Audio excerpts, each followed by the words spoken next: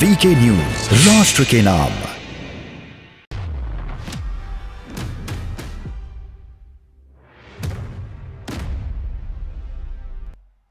Break के बाद आपका स्वागत है। सवाल देश का है में आज चर्चा कर रहे किसान आंदोलन की। सरकार ने अगर मांगे मान ली है और नई नई मांगे अगर किसानों की बढ़ती जाएगी तो कैसे यह आंदोलन खत्म होगा, ये बड़ा सवाल है और इसी पर चर्चा हम कर रहे हैं। तमाम मेहमान हमारे साथ बने हुए हैं। संदीप त्रिपाठी जी कुछ कहना चाह रहे थे ब्रेक से पहले। संदीप त्रिपाठी जी, मैं आपको जरूर मौका दूंगा, लेकिन एक सवाल है मेरा। आप एमएसपी पर बात कर रहे हैं। राजनीतिक विश्लेषक दीपक जी ने भी कहा कि कांग्रेस को इतनी चिंता है तो क्या कांग्रेस अपने घोषणा पत्र में वादा करेगी कि हम एमएसपी का अगर सरकार बनती है हमारी तो हम कानून लेकर आएंगे। दूसरा मेरा सवाल यह है कि एक कांग्रेस जो एक मॉडल सेट क्यों नहीं करती, जहां जहां आपकी सरकारें हैं, जिन जिन राज्यों में आपकी सरकारें हैं, जहां आप सरकारों में सहभागी है, वहां एमएसपी को लेकर आप कानून क्यों नहीं लेके आते हैं? या फिर जिस तरह से मध्य प्रदेश में आपने कहा किसानों की आय नहीं बढ़ी है, कम किसानों को भाव मिल रहा है, तो जैसे मध्य प्रदेश में शिवराज सरकार एक भावांतर योजना चलाती है कि एमएसपी से ज्यादा जो है वो रेट, जो भावांतर होता है, अंतर होता है, वो सरकार उनके खाते में डालती है, राज्य सरकार। तो उस तरह का मॉडल आप कांग्रेस शासित राज्यों में क्यों नहीं करते ताकि बीजेपी पर एक दबाव बने और उनको भी करने के लिए मजबूर करें आप, या सिर्फ राजनीति करते रहेंगे? जी जी, बहुत बढ़िया सवाल है आपका राहुल जी। जी। छत्तीसगढ़ में जो है 1 एकड़ पर कितना दिया जाता है, आपको कोई जानकारी है? नहीं, मुझे धान पता है। मैं ब्रेक के पहले वही मैं जिक्र कर रहा था कि वहां से एक बड़ा घोटाला सामने आया है। हाँ, धान ही नहीं, अब हाँ, सुन लीजिए, धान ही नहीं, कोई भी खेती जो वहां पर होती है उसके अकॉर्डिंग 9,000 रुपए पर एकड़। आप 2,000 रुपए की भी बात हो रही थी कि 2,000 रुपए हमारे भाजपा के मित्र बता रहे थे कि 2,000 मिलता है 6 महीने में या 4 महीने में। बड़ी बात कर रहे थे। 9,000 रुपए पर एकड़ छत्तीसगढ़ सरकार देती है वहां के सारे किसानों को। अच्छा, बड़े छोटे से मतलब ही नहीं है। हाँ, जितने किसान है सारे किसानों को दिया जाता है। अच्छा, पहली चीज, आप मॉडल की बात कर रहे थे, तो पहली चीज ये पूरे देश में कहीं नहीं होता। हाँ, दूसरी बात आप समझिए, आज किसान परेशान है पूरे देश का, हाँ, तो छुट्टा जानवर से। हाँ, हमने वहां पर छत्तीसगढ़ में एक चलाई योजना, गोधन योजना। हाँ, गोबर उस खरीदती है योजना में- सरकार, गोबर खरीदती है जी, सरकार गोबर खरीदती है आपकी वहां पर जी। नहीं, वो हाँ, आप एक छोटी चीज बता रहे हैं, और हाँ, भी चीज उसमें है। हाँ, मैं अब उसको विस्तृत रूप से बता देता हूँ, आपने मौका दिया है तो जी, बड़ा आपका जो है आभार होगा। हाँ, गोधन योजना के अंतर्गत हम 2 रुपए किलो गोबर खरीदते हैं और उस गोबर की कंपोस्ट खाद बनाते हैं और उस कंपोस्ट खाद को फिर बाजार में बेचते हैं। आज सबसे ज्यादा कंपोस्ट खाद किसी के पास है तो छत्तीसगढ़ सरकार के पास है, और उससे जो है भारत सरकार भी लेती है, अन्य राज्य भी लेते हैं। इसमें भी एक घोटाला सामने आया, ये भी बता दीजिए। गोबर घोटाला सामने आया वहां पर। कौन सा घोटाला? छत्तीसगढ़ में गोबर घोटाला, ये जो गोबर खरीदती है सरकार, इसमें घोटाला भी हुआ है। कैसे, उसमें कैसे, किसने कर लिया घोटाला? अच्छा, ये आप पढ़ेंगे नहीं ना, मीडिया में ये खबरें नहीं देखेंगे आप। अच्छी अच्छी खबरें आपको देखिए, ये पढ़ नहीं के पता है आएंगे। कि ये मॉडल की आप बात कर रहे हैं, गूगल पे सर्च करिए, गोबर घोटाला हुआ नहीं हुआ है। जानकारी है जी, अरे महाराज, अरे महाराज, जी, जी, बताएं। झूठा आरोप। देखिए, नहीं, मैं बता रहा हूँ कि ये भी सर्च कर लीजिए, अच्छी योजना है। मैं ये नहीं कह रहा हूँ गाय का गोबर खरीदा जा रहा अच्छी है, लेकिन उसने भी धांधली कर दी किस गई। माध्यम से खरीदा जाता है यही नहीं जानते ना, सरकार नहीं खरीदती है, पंचायतों के माध्यम से खरीदा जाता है। जी, जी, पता है मुझे सर। इनडायरेक्ट में खरीदती है। पहले सुन लीजिए। हाँ, उसके लिए मैं पूरी योजना बता रहा था, आपने बताने नहीं दिया। जी, बोलिए। ला के रख दी, झूठा आरोप, हाँ, झूठी बातें। 2G का क्या हुआ? मैं 72 घोटाले बता सकता हूँ जिसमें का भाजपा ने आरोप लगाया। 7 साल से सत्ता में है और विभिन्न राज्यों में एक भी आरोपी आज तक जेल नहीं गया है। एक आरोपी की बात कर रहा हूँ। देखिए, ये भाजपा का चरित्र है। एक टीचर फेंकेंगे। नहीं, ये बात सही कह रहे हैं आप। ये तो भारतीय जनता पार्टी को जवाब देना चाहिए कि वो आरोपियों को जेल क्यों नहीं भेज पाई है। नहीं, ठीक है, अच्छी बात है। एक नाम नहीं बता पाएंगे, मैं चैलेंज कर रहा हूँ ना, एक नाम जिसको इन्होंने सजा करा दी हो, नहीं बता पाएंगे। अब जो विषय जो मैं आता, महत्वपूर्ण बात आपके दर्शक के बीच में जानी चाहिए कि उत्तर पूरे देश में एक ऐसा जगह पे भी है तो छुट्टे जानवर की समस्या से आज पूरा किसान परेशान है। उसका फायदा क्या हुआ? और उसमें हम 50 लोगों के एक ग्राम सभा में एक समूह बनाते हैं और वो समूह इन सब चीजों का जो है क्रियान्वयन करता है। और समूह से जो है कंपोस्ट खाद सरकार ही खरीदती है, कहीं बेचने नहीं जाना है उसको, कंपोस्ट भी सरकार ही खरीद लेती है। तो ऐसा मॉडल हमने छत्तीसगढ़ मॉडल दे रखा है। गुजरात मॉडल जिसका भाजपा नाम नहीं लेती है, लेकिन छत्तीसगढ़ मॉडल हम दिखा रहे हैं और यहाँ से यूपी से लोगों को अपने खर्चे पर हम ले जा रहे हैं, दिखा रहे हैं। आप देखिए तब मानिए। तो आप समझिए कि हम कैसे निस्तारण करते हैं समस्याओं का। ये छत्तीसगढ़ से हम दे सकते हैं, कांग्रेस की सरकार से दे सकते हैं। दूसरी एक चीज हमारे मित्र ने कही, अभी दीपक जी ने एक बात रखी कि 41 लाख टन अनाज जो है डंप है, अनाज का क्या होगा। एफटीआई यही तो कर रही है। सरकार क्या करके आ रही है? एफटीआई यही तो चाहती है कि आप इस बहकावे में आइए और फिर भुखमरी में पहुंचिए और अनाज उससे भीख मांगिए। आज आप समझिए, छत्तीसगढ़ के मुख्यमंत्री जी, मेरी खुद की बात हुई, मैं 1 to 1 की बात कर रहा हूँ, बात हुई तो उन्होंने कहा कि हमने सरकार से कहा कि अनाज अगर आपके पास एक्स्ट्रा हो रहा है तो आप हमें एथेनॉल बनाने की अनुमति दे दीजिए, सिर्फ अनुमति दीजिए, बाकी आपको कुछ नहीं करना है, आप मेरी मदद मत करिए, हम इससे एथेनॉल बनाएंगे और वो पेट्रोल में मिलेगा। उसका फायदा ये होगा कि पेट्रोल भी सस्ता होगा और एथेनॉल भी जो है सुलभता से मिल जाएगा। सरकार अनुमति नहीं दे रही है। आप क्यों नहीं दे रही है? इसलिए कि उसको अनाज सड़ाना है, सड़ा के फिर अपने मित्रों को दारू बनाने के लिए देना है, बियर बनाने के लिए देना है। तो ये जो काम करना है, इसके लिए आपने जो कहा कि अनाज क्या होगा, तो अनाज यहाँ एडजस्ट हो सकता है और एक सस्ता विकल्प जो है पेट्रोल और डीजल का बन सकता है। सरकार से दीपक जी कहिए, मैं बता दे रहा हूँ कि क्या। और दीपक जी ने एक सवाल और उठाया था। दीपक जी देखिए, आज किसानों को आप ब्लेम करके, किसानों को कुछ भी कह के अपने आप को एक कहना होगा। क्यों कहना होगा आप समझिए। देखिए, किसान कोई और नहीं है, हमारे आपके पूर्वज हैं। हम लोग, हर एक व्यक्ति एक किसान से जुड़ा हुआ है। कोई आज शहर में अगर 10 साल पहले बस गया है, कोई 20 साल पहले बस गया, कोई 50 साल पहले, लेकिन अगर आप जड़ देखेंगे तो एक किसान ही है और किसान ही इस देश को बनाया है। कांग्रेस ने ये बात संदीप जी, मेरे सवाल का जवाब ही नहीं दिया आपने, सब बोल दिया, सवाल का जवाब ही नहीं दिया।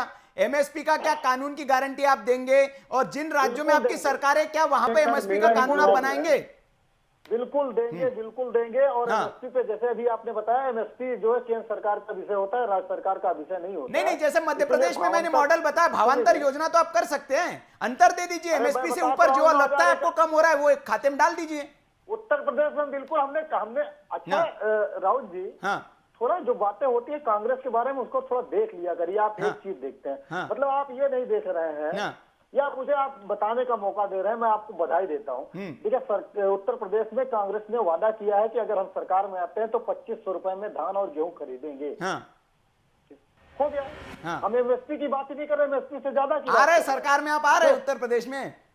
बिल्कुल आएंगे। अच्छा, आ सकते हैं। अच्छा, कितनी सीटें आ रही है राउत जी? नहीं, मैं इसको रिकॉर्ड करके रख लूं, कितनी सीटें आ रही है बता दे रहा हूँ। कितनी सीटें आ रही है उत्तर प्रदेश में? थोड़ा सा इतना समय दिया है तो 30 सेकंड और। नहीं, मैं पूछ रहा हूँ कितनी सीटें आ रही है?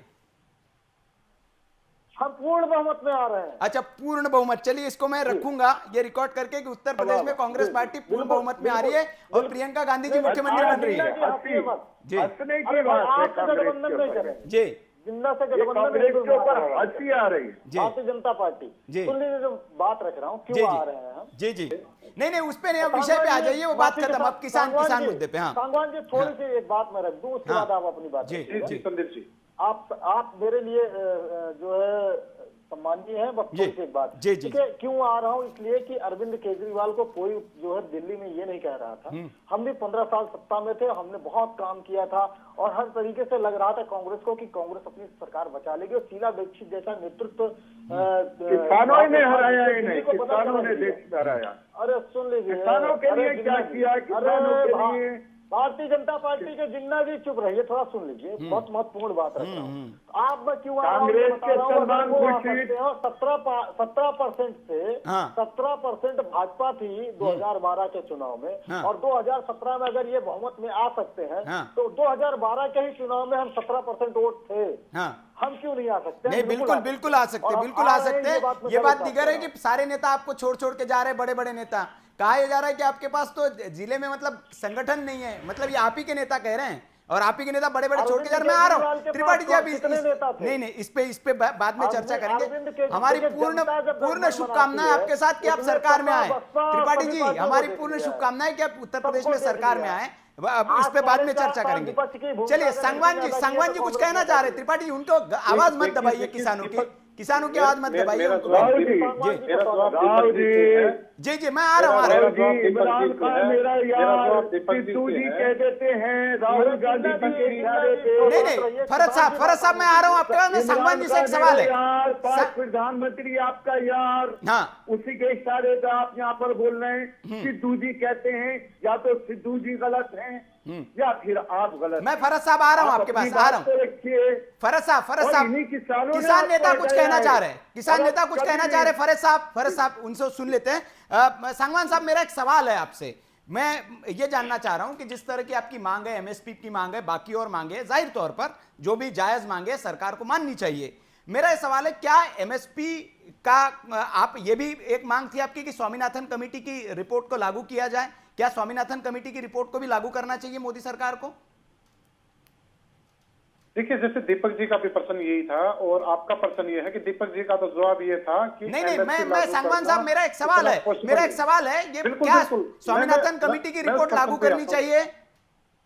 देखिए सर श्रीमान जी, जब हाँ। देश का प्रधानमंत्री 2011 में गुजरात के मुख्यमंत्री थे, उस टाइम उनको कंज्यूमर अफेयर्स कमेटी के चेयरमैन थे। नहीं नहीं और वो उस बात वक्त कर दी चेयरमैन थे, कांग्रेस तो उन्होंने पार्टी ने, दो और वो दफा- है कि उन्होंने कहा था। मेरा वक्त- सवाल आपसे दूसरा है, क्या स्वामीनाथन कमेटी की रिपोर्ट की जो सिफारिश है उसको आप मानते हैं कि लागू किया जाना चाहिए? ये मेरा बिल्कुल सवाल। मानते हैं, बिल्कुल मानते हैं। अच्छा, 50 प्लस तो 50% का क्या फार्मूला सांगवान साहब लागू आपने करना स्वामीनाथन कमेटी की वो रिपोर्ट पढ़ी हुई है?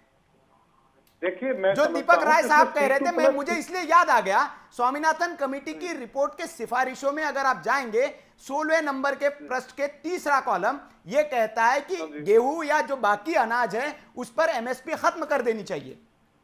ये स्वामीनाथन कमेटी की सिफारिश में लिखा हुआ है, एमएसपी खत्म कर देनी चाहिए, एमएसपी नहीं देनी चाहिए। जी जी जी जी जी मैं समझता हूँ कि ये बात वही आ गई कि गेहूं और चावल इतना सरप्लस है हाँ। कि उसको वेस्टेज करने के बाद भी उसको परिपूर्ण नहीं हो पा रहा। जी। आपका प्रश्न इसी बात पे है। नहीं, मैं और स्वामीनाथन कमेटी की कह रहा हूं। उन्होंने कहा कि एमएसपी नहीं दे, जैसे दीपक राय साहब ने कहा कि अर्थव्यवस्था गड़बड़ा जाएगी, संभव ही नहीं है प्रैक्टिकली तौर पर कि हम एमएसपी पर कानून बना दे। तो उसी पर मैं स्वामीनाथन कमेटी ने भी वही कहा है। जी मैं साहब उसी चीज का तो जवाब दे रहा हूँ कि 2011 में देश के प्रधानमंत्री उस वक्त के मुख्यमंत्री थे, तो तत्कालीन मनमोहन सिंह जी को 2 बार चिट्ठी लिखकर और उन्होंने ये कहा था कि साहब किसान को भी उत्थान कीजिए और किसान को एमएसपी दीजिए। उन्होंने ये नहीं कहा कि स्वामीनाथन की रिपोर्ट में जो तीसरा कॉलम है गेहूं और धान पर एमएसपी देनी नहीं चाहिए, उन्होंने ये नहीं लिखा। और 2014 के आने से पहले देश के प्रधानमंत्री ने बड़े बड़े इश्तेहार लगवाए थे, बीजेपी सरकार ने बड़े बड़े इश्तेहार लगवाए थे कि बहुत हुआ किसानों पर अत्याचार, अब की बार मोदी सरकार। तो देश के किसानों ने भरोसा किया कि एमएसपी की गारंटी अगर कोई देगा तो नरेंद्र मोदी जी देंगे। तो उन्होंने क्या किया, 2014 में कांग्रेस से पलटकर और बीजेपी को ले आए, और वही गलती देश के किसानों ने 2019 में दोबारा की। तो मैं समझता हूं अब देश का किसान जागरूक बन चुका, और जिस तरीके से नरेंद्र मोदी जी ने संसद में कहा कि एमएसपी था, एमएसपी है, एमएसपी रहेगा। मैं प्रधान जी को ये बताना चाहता हूं आपके न्यूज चैनल के माध्यम से कि मैं हरियाणा से बिलोंग करता हूं, और हरियाणा में बाजरे की एमएसपी 1900 समथिंग है, लेकिन बाजरे पर जो मिल रहा है वो हरियाणा के किसानों को 1100 रुपए मिल रहा है। तो मैं एक भी अगर कोई रसीद आप हरियाणा से उठाकर आंदोलन के दौरान अगर आप एक भी रसीद हरियाणा उठाकर एमएसपी पर बाजरे की दिखा दोगे तो मैं ये डिबेट दोबारा आपके डिबेट नहीं बिल्कुल सांगवान साहब आप सही कह रहे हैं। हमने भी यही कहा कि एमएसपी आप कह तो रहे, लेकिन एमएसपी का लाभ किसानों को नहीं मिलेगा। वो बिचौली है, दलाल है, वो उसका फायदा ले जाएंगे, इकट्ठे किसानों से सस्ते में खरीदेंगे, महंगे दामों पर ले जाके मंडियों में बेचेंगे, कमाएंगे, और इसका प्रूफ आ चुका है। रावत जी 2015 में रामविलास पासवान जी ने कमेटी गठित की थी जिसको शांता कुमार कमेटी बोला था। उस कमेटी ने कहा था कि देश के 6% किसानों को एमएसपी मिल रहा है। बिल्कुल बिल्कुल वो सही कमेटी बात है। कांग्रेस के सिर्फ टाइम 6% गठित हुई, वो बीजेपी ये के टाइम आंकड़े गठित हैं, हुई। इसको झुटला नहीं रहे हम, ये सही कह रहे हैं आप। सिर्फ 6% किसानों को एमएसपी का लाभ मिलता है, और उस एमएसपी पर आप कानून बनाने की बात करें। गोविंद तिवारी साहब कुछ कहना चाह रहे हैं। तिवारी साहब, मेरा यह सवाल है, स्वामीनाथन कमेटी ने क्यों कहा था, मैं उसका थोड़ा सा दर्शकों को समझा दूं। उन्होंने कहा था कि चूंकि एमएसपी के चक्कर में सारे किसान उस गेहूं और चावल के पीछे भागते हैं, वो दूसरी फसलें जो पारंपरिक खेती से अलग जो ज्यादा फायदा किसानों को दे सकते हैं उसकी ओर ध्यान ही नहीं जाता। वो एमएसपी के चक्कर में उधर लगे रहते, इसलिए इस एमएसपी को खत्म कर दिया जाना चाहिए, उस पर नहीं दी जानी चाहिए, ताकि गैर परंपरागत जो फसलें वो भी उगाए किसान और अपने जो लाभ है उसको बढ़ाए। जी तिवारी साहब, आप कुछ कहना चाह रहे थे, मैं आपकी बात पूरी कर लूं फिर बाकी मेहमानों के पास जाता हूं। मेरा फिर वही बात कह रहा हूँ जी कि कुछ राष्ट्र विरोधी ताकतें इन खेल प्रकार आंदोलन करके देश के विकास में बाधा बनना चाहते। हमने इनकी जो मुख्य मांगे थी, तीनों कानून हमने वापस ले लिया। देश की जनता हमारे साथ है और ये नंगे होने वाले हैं सब। देश इनको देख रहा है, बहुत जल्द सब नंगे हो जाएंगे। इन सबसे आग्रह कर रहा हूँ कि आप जब बचपन में पढ़े होंगे अपने स्कूलों में, आपने एक सौगंध खाई थी, देश की रक्षा कौन करेगा। आपने कहा था हम करेंगे, हम करेंगे, हम करेंगे। फिर कहा गया था कैसे करेंगे, तन से करेंगे, मन से करेंगे, धन से करेंगे। मानो किसान नेता अगर हो आप, तो आप अब तीनों कानून वापस हो चुके हैं। आपकी प्रमुख मांग यही थी। रहा एमएसपी का सवाल, वो हम आज भी कह रहे हैं, एमएसपी है और एमएसपी रहेगा। आप सबसे आग्रह है, सरकारें आएंगी, सरकारें जाएंगी, यह देश रहना चाहिए, यह देश रहना चाहिए। धन्यवाद। अपना अनाज क्यों बेचना पड़ रहा है, ये बता दीजिए आप। बिचौली है उसमें, सांगवान जी बिचौली है। अच्छा, बिचौलिए या तो बिचौली 800 रुपए, बिचौली 800 रुपए खा जाते हैं। वाजी आपका जाते होंगे, 1000 खाते हैं। मैं कह रहा हूँ कि आपकी जो सरकारी मंडी है वो प्राइवेट प्लेयर को नहीं देगा किसान। आपकी सरकारी मंडी का 1100 होने दे रही है, भ्रष्टाचार होने दे रही है। वाह भाई वाह। सरकारी मंडी कहाँ पे है? खेत से कितने दूर है किसान सरकारी मंडी? किसान ले जाना चाहता है वहाँ पे, अगर ले भी जाना चाहता है तो दिक्कत। सुनो, हमारा पॉइंट यही है कि ले जाना नहीं चाहता। आप मुझे एक बात बताइए कि देश में 42,000 मंडियों की जरूरत है, लेकिन देश में वर्तमान परिस्थिति में 7,000 मंडियां हैं। तो 35,000 मंडियों की जिम्मेवारी किसकी है? सरकार की जिम्मेवारी है, या फिर वो सरकार ये कहते कि अंबानी और अडानी? जी नहीं, मैं तो वही कहता हूँ, किसान अगर ये कहते हैं कि हमारे पास मंडी नहीं है, हमारे पास रोड नहीं है, हमारे पास बिजली नहीं, उस पर भी तो बात होनी चाहिए ना। बिल्कुल। तो ये जिम्मेवारी किसकी? हम तो कहते हैं जिस तरीके से हरियाणा, पंजाब और वेस्टर्न यूपी में जिस तरीके का मंडियों का सुदृढ़ सिस्टम है, वो सिस्टम पूरे देश में होना चाहिए। ये जिम्मेवारी किसकी है? ये जिम्मेवारी सरकारों की है, और मुख्य रूप से ये जिम्मेवारी नरेंद्र मोदी सरकार की है, जिसके पास 303 का मैंडेट है। नहीं, देखिए 303 का मैंडेट है, लेकिन अभी ना कांग्रेस के हमें संदीप जी बोल रहे थे ना, सबसे बड़ी चीज शुरू में क्या हुआ कि कानून पे इसलिए कांग्रेस ने विरोध किया कि ये स्टेट मैटर है, इस पे सेंट्रल गवर्नमेंट कानून बना ही नहीं सकती। क्या बात कर रहे हैं आप? देखिए, अरे दीपक जी गलत बात आप कर रहे हैं। हमने पूरा गलत बात नहीं, हमने इसके बाकायदे हमने बताया था कि ये व्यापारियों के लिए आया हुआ है। आप बता रहे हैं उसको डिवेल कर रहे हैं। आप गलत बात आप कर रहे हैं। कानून क्या? ये राज्य का मैटर है और उसका मैटर है। संदीप जी आप किसी कानून जो है, आपकी बात से मैं पूरी तरह सहमत हूँ। सर मैं बिल्कुल यही कह रहा हूँ आपको। सर मैं आपको यही कह रहा हूँ, agriculture and agriculture marketing is a state subject, it's central subject and it's not belongs to concurrent list. तो मैं ये कहता हूँ कि उसी एपीएमसी पे केंद्र की सरकार को कानून बनाने की क्या जरूरत थी? उस कॉन्ट्रैक्ट फार्मिंग पे केंद्र को सरकार बनाने की, कानून बनाने की क्या जरूरत थी? तो वही तो मैं कह रहा हूँ, ये कांग्रेस वाले तो यहाँ पर मेरे बीजेपी चलिए सांगवान साहब मैं एक करके आ रहा हूँ, समय समाप्त हो रहा है, एक करके। फरत अली साहब कुछ कहना चाह रहे, फिर मैं त्रिपाठी के पास जा रहा हूँ। फरत अली साहब बोलिए, जवाब दीजिए। ऐसा है मान्यवर कि जैसे कोरोना देश में आया तो कोरोना के लिए हमारे प्रधानमंत्री ने अपील की कि स्वास्थ्य को ध्यान में रखते हुए सभी को टीकाकरण कराना चाहिए, अन्य उपाय करना चाहिए। कांग्रेसियों की समझ में नहीं आया, कांग्रेसियों ने ये कह दिया कि हम नहीं लेंगे। जब ये बीमार हो गए, गिरफ्त हो गए, तो आज सभी देशवासियों ने टीकाकरण कराना शुरू कर दिया, और ये कांग्रेसी भी टीकाकरण करा रहे हैं। नहीं फरत साहब, मुझे लगता है किसी कांग्रेसी ने नहीं कहा था टीका नहीं लेंगे, और समाजवादी पार्टी ने कहा था। नहीं फरत अली साहब, समाजवादी पार्टी के नेता ने कहा था कि हम टीका नहीं लेंगे बीजेपी का। सर पूरा विरोध किया था। मेरे भाई पहले नेता थे जिन्होंने कोरोना पर बात की थी, इन्होंने नमस्ते ट्रंप भूल गए, इन्हें नमस्ते ट्रंप भूल गए। उस समय कहा जा रहा था इसको फैला रहे हैं तरीके से किसान बाहर से जो आए थे सत्संगी इनको आपके यहाँ का कहा जाता है, आप समझ लीजिए, और बेकार के धोखा दिया और आज उनको कहा गया कि इन्होंने फैला दिया मेरे कोरोना। सामने में कहाँ है आप?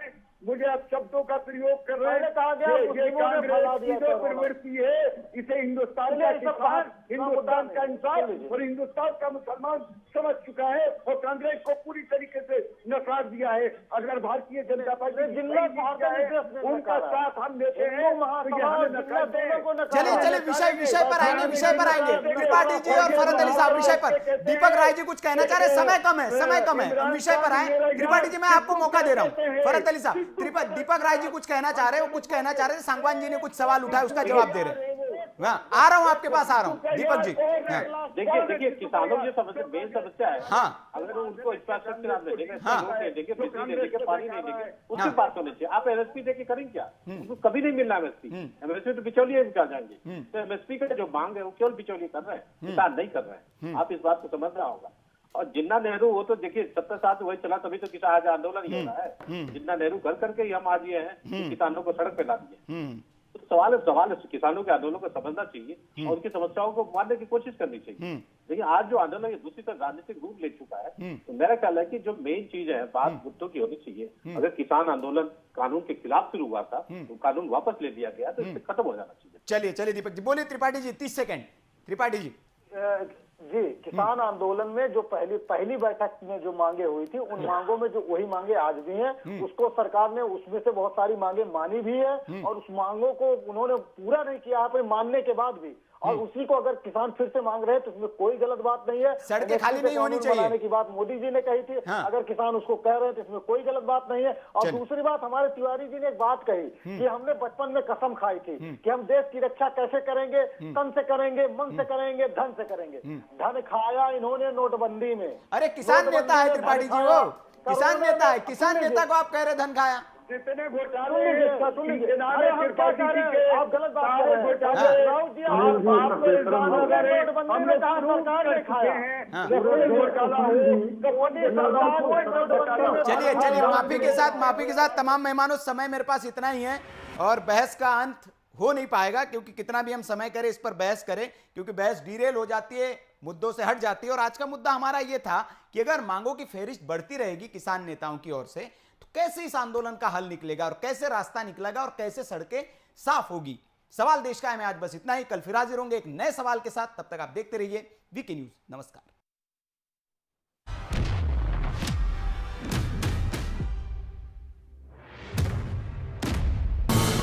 ये है ड्रीम मीडिया नेटवर्क और आप देख रहे हैं देश का पहला 24/7 digital news channel VK news, राष्ट्र के नाम।